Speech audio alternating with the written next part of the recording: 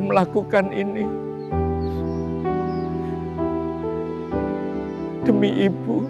Assalamualaikum sahabat Sinar Karomah. Bayangkan namanya Rania, baru berusia 21 tahun. Hidupnya berubah total saat ibunya divonis penyakit paru-paru kronis yang mengancam nyawa. Tak punya uang, tak ada keluarga, dan rumah sakit sudah menolak merawat karena tunggakan biaya. Di tengah keputusasaan itu, muncul satu-satunya jalan. Dr. Haris, pemilik rumah sakit tempat ibunya dirawat, seorang duda terpandang berusia 62 tahun, tiba-tiba melamar Rania. Ibunya memohon agar Rania menerima lamaran itu. Katanya, ini bukan paksaan, tapi balas budi. Tapi Rania tahu, itu pengorbanan yang mengiris jiwa. Ia tak mencintai pria itu, bahkan takut.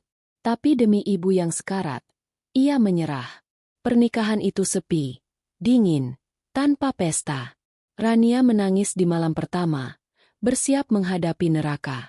Tapi yang terjadi justru kebalikannya. Dr. Haris tak menyentuhnya. Ia hanya berkata, "Aku tak mencari pemuas. Aku hanya butuh pendamping yang punya hati." Hari-hari berikutnya, Rania mulai mengenal sosok pria itu. Sepi, misterius, tapi tulus. Hingga suatu hari, badai datang. Rafa, putra tunggal Dr. Haris, muncul dan menghancurkan segalanya. Ia menuduh Rania wanita licik yang hanya mengejar harta. Ia bahkan menggugat pernikahan mereka ke pengadilan. Rania terpukul. Tapi di balik semua itu, ia mulai menemukan cinta yang sesungguhnya. Sayangnya, cinta itu hadir di tengah puing luka masa lalu, dendam anak, dan tuduhan kejam yang mengancam segalanya. Apakah cinta yang tumbuh dari keterpaksaan bisa bertahan di tengah badai fitnah dan luka keluarga? Sebelum kita mulai ceritanya, jangan lupa dukung kami dengan like dan subscribe Sinar Karomah agar kami semangat untuk memberikan cerita menarik lainnya. Semoga semua yang like dan subscribe channel ini selalu diberi kesehatan, rezeki yang lancar, hati yang tenang, dan dimudahkan segala urusannya. Mari kita mulai ceritanya. Langit sore itu seperti ikut merunduk bersama Rania. Di lorong rumah sakit yang sunyi, hanya suara alat monitor dan langkah kaki dokter yang sesekali terdengar. Tubuh ibunya semakin kurus. Nafasnya berat. Dan di meja kasir, tagihan menumpuk. Angka puluhan juta rupiah. Mustahil ia bayar dengan statusnya sebagai pelayan toko kue yang sudah dipecat minggu lalu. Rania duduk bersimpuh di lantai dekat kamar rawat. Tangannya gemetar. Hari itu ia tak makan apa-apa. Perawat bilang, malam ini obat paru-paru ibunya tidak akan diberikan jika tunggakan belum lunas. Ia menangis diam-diam. Dunia seperti mengepungnya dari segala sisi. Tiba-tiba, seseorang memanggil namanya. Bukan perawat. Bukan dokter jaga. Tapi, Dr. Haris. Pria berjas putih. Rambut sebagian memutih. Berkacamata emas. Dan tatapannya tenang tapi menusuk. Dia pemilik rumah sakit itu. Usianya 62 tahun. Duda sepi yang dihormati, tapi juga ditakuti. Tak pernah ada yang tahu sisi pribadinya. Ada waktu sebentar, Rania? Tanya pria itu pelan. Rania berdiri gugup. Ia mengangguk. Meski tak tahu kenapa dipanggil. Mereka masuk ke ruang direktur rumah sakit. Sofa kulit coklat, lampu kuning hangat, dan tumpukan berkas di meja. Tak ada basa-basi. Aku tahu keadaanmu. Dan ibumu juga. Rania hanya menunduk. Air matanya nyaris jatuh. Aku akan lunasi semua biaya rumah sakit. Aku juga akan pastikan ibumu dirawat sampai sembuh dengan satu syarat. Rania menoleh pelan, seperti tak percaya. Aku ingin kamu jadi istriku. Dunia terasa berhenti. Ia membeku di tempat. Rania tak sanggup menjawab. Otaknya menolak. Hatinya berontak. Tapi tubuhnya tak bisa bicara. Yang keluar hanya, "Kenapa saya?" Dr. Haris menatap lurus, tanpa senyum. "Aku sudah lama sendiri. Aku tidak butuh cinta, tidak butuh nafsu. Aku hanya ingin seseorang yang bisa menemaniku menjalani hidup yang tersisa." Esok harinya, ibunya memohon dengan suara lemah. "Nak, terimalah, ini bukan soal cinta. Ini tentang nyawa ibu. Anggap saja ini balas budi. Rania menangis sepanjang malam. Ia tahu ini bukan jalan yang ia pilih. Tapi dia juga tahu, tidak ada jalan lain. Ia pergi ke kantor catatan sipil. Tanpa gaun, tanpa pesta. Hanya cincin kecil dan tanda tangan yang membuat statusnya berubah. Dari gadis biasa, jadi istri seorang dokter berusia 3 kali lipat umurnya. Malam pertama, ia masuk ke rumah megah yang sunyi. Kamar pengantin luas, tapi dingin. Dokter Haris duduk di tepi ranjang, menatap kosong keluar jendela. "Aku tak akan menyentuhmu," katanya tiba-tiba. "Kamu bukan mainanku. Kamu bukan pemuas. Kamu manusia yang sedang terluka. Aku tahu itu."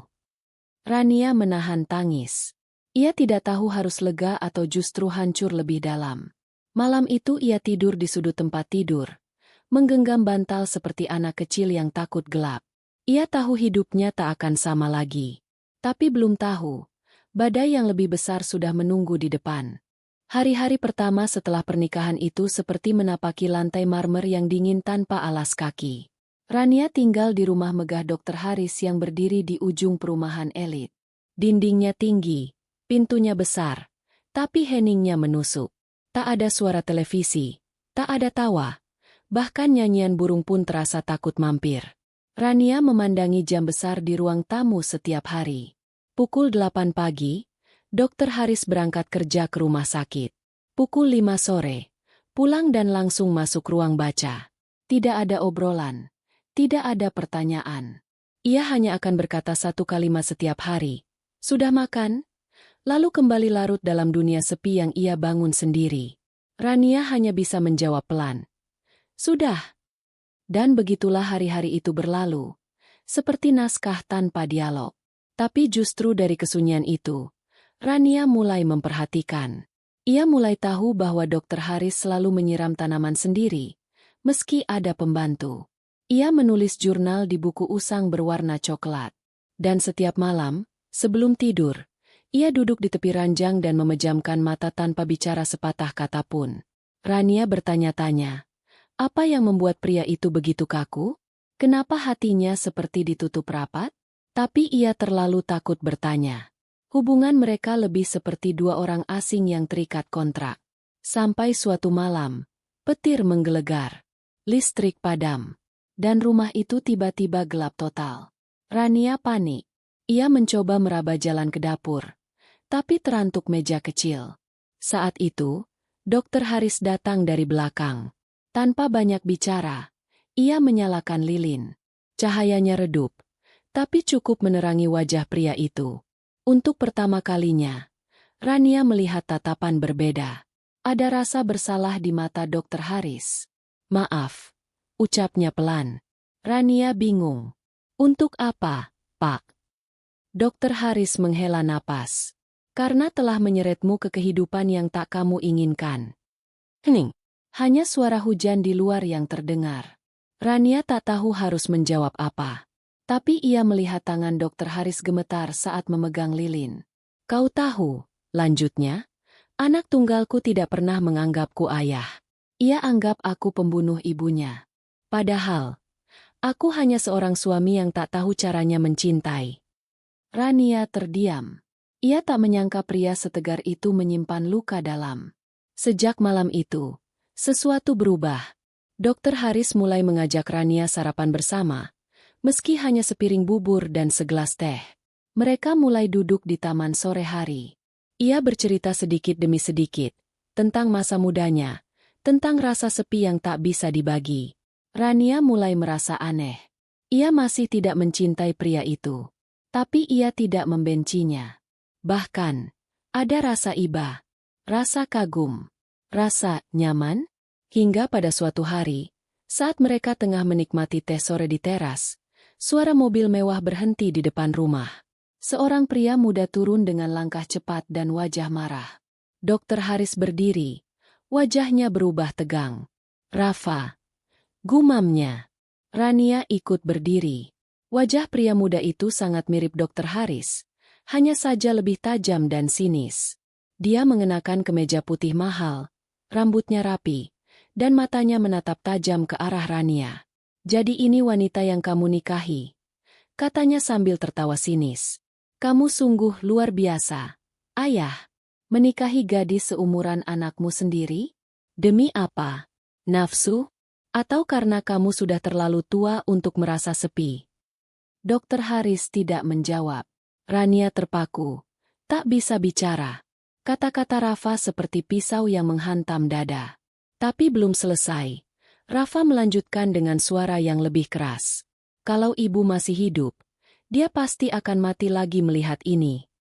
Dan saat itu, badai benar-benar dimulai. Hari-hari pertama setelah pernikahan itu seperti menapaki lantai marmer yang dingin tanpa alas kaki. Rania tinggal di rumah megah Dokter Haris yang berdiri di ujung perumahan elit. Dindingnya tinggi, pintunya besar, tapi heningnya menusuk. Tak ada suara televisi, tak ada tawa, bahkan nyanyian burung pun terasa takut mampir. Rania memandangi jam besar di ruang tamu setiap hari.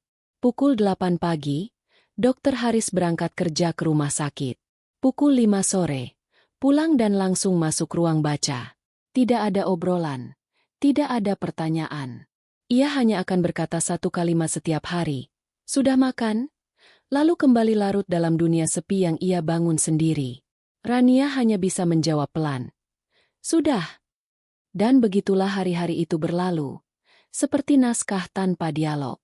Tapi justru dari kesunyian itu, Rania mulai memperhatikan. Ia mulai tahu bahwa Dokter Haris selalu menyiram tanaman sendiri, meski ada pembantu. Ia menulis jurnal di buku usang berwarna coklat.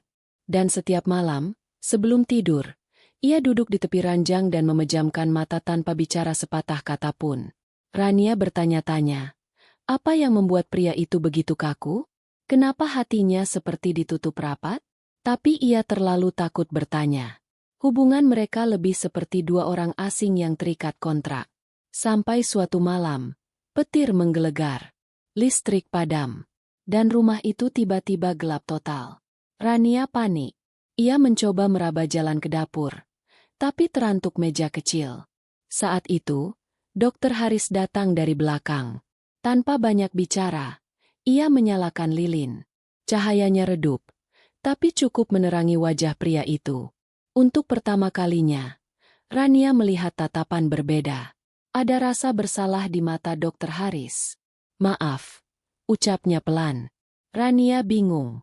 "Untuk apa, Pak?" Dokter Haris menghela napas. "Karena telah menyeretmu ke kehidupan yang tak kamu inginkan." Hening. Hanya suara hujan di luar yang terdengar. Rania tak tahu harus menjawab apa. Tapi ia melihat tangan Dokter Haris gemetar saat memegang lilin. "Kau tahu," lanjutnya, "anak tunggalku tidak pernah menganggapku ayah. Ia anggap aku pembunuh ibunya. Padahal, aku hanya seorang suami yang tak tahu caranya mencintai." Rania terdiam. Ia tak menyangka pria setegar itu menyimpan luka dalam. Sejak malam itu, sesuatu berubah. Dokter Haris mulai mengajak Rania sarapan bersama, meski hanya sepiring bubur dan segelas teh. Mereka mulai duduk di taman sore hari. Ia bercerita sedikit demi sedikit, tentang masa mudanya, tentang rasa sepi yang tak bisa dibagi. Rania mulai merasa aneh. Ia masih tidak mencintai pria itu. Tapi ia tidak membencinya. Bahkan, ada rasa iba, rasa kagum, rasa nyaman, hingga pada suatu hari, saat mereka tengah menikmati teh sore di teras, suara mobil mewah berhenti di depan rumah. Seorang pria muda turun dengan langkah cepat dan wajah marah. Dokter Haris berdiri, wajahnya berubah tegang. "Rafa," gumamnya. Rania ikut berdiri. Wajah pria muda itu sangat mirip Dokter Haris, hanya saja lebih tajam dan sinis. Dia mengenakan kemeja putih mahal, rambutnya rapi, dan matanya menatap tajam ke arah Rania. "Jadi ini wanita yang kamu nikahi," katanya sambil tertawa sinis. "Kamu sungguh luar biasa, Ayah. Menikahi gadis seumuran anakmu sendiri? Demi apa? Nafsu? Atau karena kamu sudah terlalu tua untuk merasa sepi?" Dokter Haris tidak menjawab. Rania terpaku. Tak bisa bicara. Kata-kata Rafa seperti pisau yang menghantam dada. Tapi belum selesai. Rafa melanjutkan dengan suara yang lebih keras. Kalau ibu masih hidup, dia pasti akan mati lagi melihat ini. Dan saat itu, badai benar-benar dimulai. Sejak kedatangan Rafa, rumah megah itu berubah jadi medan perang dingin. Rania tak bisa lagi duduk santai di teras atau menyajikan teh dengan damai. Rafa hadir seperti badai yang merusak segalanya. Tatapannya menusuk, sikapnya kasar, dan setiap kata yang ia ucapkan mengandung penghinaan. Jangan sok polos di depan ayah. Aku tahu kamu cuma cewek kampung yang ngincer warisan. Ucap Rafa saat hanya berdua dengan Rania di dapur. Rania menunduk. Ia tak bisa menjawab, meski hatinya berteriak. Ia tidak pernah menginginkan semua ini. Bahkan untuk sekadar menyentuh uang Dr. Haris pun, ia tak pernah berani. Tapi Rafa tidak peduli. Setiap pagi, ia menyindir. Setiap malam, ia menuduh. Bahkan pembantu pun mulai berbisik-bisik, ikut memandang Rania dengan tatapan curiga. Dr. Haris berusaha menengahi. Tapi luka lama antara ayah dan anak itu sudah terlalu dalam. Rafa menyimpan dendam bertahun-tahun, dan kini Rania menjadi sasarannya. Suatu hari, di ruang makan, Rafa melemparkan surat di atas meja. Surat penggugatan pernikahan. Aku akan bawa ini ke pengadilan agama. Ayah sudah gila, menikahi gadis seumuran aku. Ini memalukan. Dr. Haris tidak langsung membalas. Ia menatap Rania. Wajahnya letih. Tapi sorot matanya tetap tenang. Jika itu yang kau inginkan, bawa saja. Aku tidak akan memaksa siapapun tetap tinggal di sini. Termasuk kamu, Rania, jika kamu memang ingin pergi. Rania hanya diam. Bibirnya bergetar. Ia ingin berkata bahwa ia ingin lari. Tapi ia juga tahu bukan karena ingin bebas. Tapi karena tak sanggup menanggung luka-luka baru yang terus mengalir. 3 hari setelah kejadian itu, Rania memberanikan diri menemui Rafa yang sedang duduk di taman belakang rumah, sambil menyesap kopi. Mas Rafa, aku tahu kamu benci aku. Tapi aku mohon, jangan hina ayahmu seperti itu. Aku bukan siapa-siapa. Aku bahkan gak tahu kenapa beliau memilih aku. Rafa menoleh tajam. Kamu gak tahu? Atau pura-pura polos? Semua orang bisa tebak. Kamu ngambil kesempatan dari kelemahan ayah. Biar nanti kamu jadi nyonya rumah ini seutuhnya, kan? Air mata Rania menggenang. Aku nggak minta apa-apa. Aku bahkan belum pernah tidur sekamar dengan dia. Kalimat itu membuat Rafa terdiam sebentar. Tapi kemudian ia bangkit berdiri. Kalau kamu memang tulus, buktikan. Tanda tangani surat perceraian ini. Pergi. Dan biar aku yang rawat ayah. Rania menggenggam surat itu erat. Kertasnya dingin, tapi hatinya jauh lebih dingin lagi. Malamnya, Rania termenung di kamarnya. Ia memandangi jari manisnya. Cincin itu masih ada. Tipis, sederhana, tapi berat rasanya. Ia tidak pernah diminta mencintai Dr. Haris. Tapi selama ini, pria itu tak pernah sekalipun menyakitinya. Justru ia yang sedang dipukul dari segala sisi. Lalu tanpa disangka, pintu kamarnya diketuk. Dr. Haris masuk pelan, membawakan segelas susu hangat. Aku tahu kamu ingin pergi, katanya lirih. Tapi sebelum kamu putuskan, boleh aku ceritakan sesuatu? Rania mengangguk. Aku pernah mencintai perempuan dengan sangat dalam. Ibu Rafa. Tapi aku juga pernah kehilangan dia dengan sangat menyakitkan. Saat dia pergi karena kanker, Rafa masih kecil. Dan aku, bukan suami yang baik saat itu. Aku sibuk. Aku jauh. Aku dingin. Dan semua penyesalan itu tak pernah bisa ditebus. Ia duduk di samping Rania. Kamu tahu kenapa aku memilih menikahimu? Karena kamu punya hati. Di saat semua orang lari dari ibumu yang sakit, kamu bertahan. Kamu berkorban. Kamu menangis. Tapi tidak menyerah. Aku butuh seseorang seperti itu di sisiku. Bukan sebagai istri, tapi sebagai manusia. Rania menangis pelan. Untuk pertama kalinya. Bukan karena luka, tapi karena hati yang disentuh dalam diam. Hari sidang itu akhirnya tiba. Rafa tetap menggugat. Ia ingin pernikahan ayahnya dibatalkan secara hukum, atas dasar pernikahan yang tidak wajar karena perbedaan usia ekstrim, serta dugaan adanya tekanan secara emosional. Rania datang dengan langkah pelan. Ia mengenakan gamis sederhana warna krem, tanpa riasan mencolok. Wajahnya tegang, tapi matanya tegas. Ia tahu, hari ini bukan tentang membela dirinya, tapi tentang kebenaran yang harus ditegakkan, entah sakit atau tidak. Ruang sidang penuh. Beberapa wartawan sudah mendengar kabar tentang dokter terkenal yang menikahi gadis muda. Isu ini jadi bahan gosip, jadi bahan cibiran. Tapi Rania hanya menatap lurus ke depan. Di sisi lain, Dr. Haris duduk tenang. Wajahnya tetap seperti biasa, tenang tapi tajam. Rafa berdiri di depan majelis hakim. Ia bicara panjang, menyusun narasi tentang ayahnya yang terjebak emosi di usia tua, dan perempuan muda yang memanfaatkan situasi demi keuntungan pribadi. Ia mengutip bukti, membawa saksi, dan bahkan menampilkan tangkapan layar percakapan yang katanya mencurigakan. Rania hanya diam. Tapi saat tiba gilirannya bicara, ia berdiri perlahan, lalu berkata dengan suara tenang, "Saya tidak akan membela diri. Saya hanya ingin bertanya.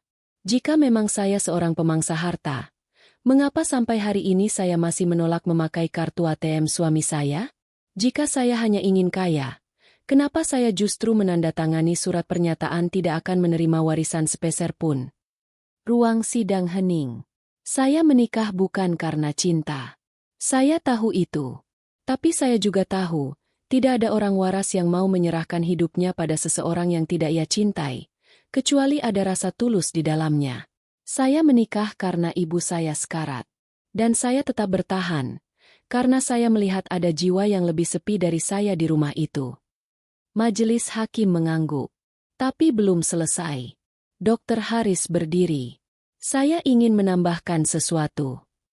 Ia membuka tas kecil dan mengeluarkan sebuah berkas tipis. Ternyata itu adalah surat wasiat yang ia tulis beberapa bulan lalu. Dengan suara pelan namun mantap, ia membacakan isinya. Seluruh aset saya akan saya sumbangkan ke Yayasan Kanker dan Pelayanan Kesehatan Gratis bagi orang miskin. Tidak akan ada pembagian harta untuk istri maupun anak saya. Semua terkejut. Bahkan Rafa. Dr. Haris menatap anaknya. Aku tidak pernah ingin mempermalukanmu, Rafa. Tapi kamu terlalu sibuk menjaga harta yang bahkan belum menjadi milikmu. Aku ingin kamu tahu, semua ini bukan tentang uang. Tapi tentang apa yang tersisa dari hidup kita saat semua itu hilang. Rafa tidak bisa berkata-kata. Ia duduk, lemas. Dan saat itu juga, semua orang melihat, topengnya runtuh. Beberapa menit kemudian, hakim mengetuk palu. Gugatan ditolak. Pernikahan dinyatakan sah dan tidak melanggar hukum. Rania tidak menang, tidak juga kalah. Tapi hari itu, ia akhirnya berdiri sebagai manusia yang utuh. Keluar dari ruang sidang, matahari bersinar terang. Rania berjalan di samping Dr. Haris. Diam-diam menggenggam tangannya. Tak ada kata. Tapi genggaman itu cukup. Malamnya, di rumah yang dulu sunyi, Rania membuka pintu kamar kerja Dr. Haris. Pria itu sedang menulis jurnal. Boleh saya duduk di sini? Dr. Haris menoleh dan tersenyum. Mulai sekarang, ini juga ruangmu. Rania tersenyum, perlahan duduk di kursi di seberang. Ia tahu hidup mereka tak akan mudah. Tapi untuk pertama kalinya, ia tidak takut lagi. Karena cinta itu tak selalu diawali dengan bunga. Kadang, ia tumbuh di ladang luka, tapi tetap mekar karena ketulusan.